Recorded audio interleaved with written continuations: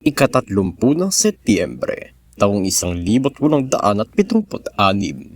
Ipinanganak si Sofia Reyes de Vera, isang suprahista at taga-organisa ng mga unang paaralan ng nursing sa Pilipinas at namuno sa kilusan upang ipaglaban ang karapatan ng mga kababaihan sa bansa bilang ang unang kalihim at isa sa mga tagapagtatag ng Asosasyon Feminista Pilipina. Siya din ang naging isa sa mga kauna-unahang Pilipinang guro sa Saravia ng Negros Occidental. Naging matron din ng unang dormitoryong pambabae sa Bacolod. Kabilang din ang pagtulong niya sa pamantasang normal ng Pilipinas upang linangin ang mga estudyante sa nursing na naging daan upang kanyang itatag ang isang paaralan para sa mga nurse sa Iloilo, ang lugar kung saan siya nagmula. Pagkatapos ito ay ikinampanya niya ang karapatan ng kababaihan at tumulong na magtayo ng mga organisasyon at maghandog ng serbisyo para sa kanila na kanya pang inilakad sa ibang mga bansa, kung saan nagkaroon pa siya ng papel sa manifesto ng Kongreso ng Kalayaan bilang opisyal at kinatawan ng kababaihan dito.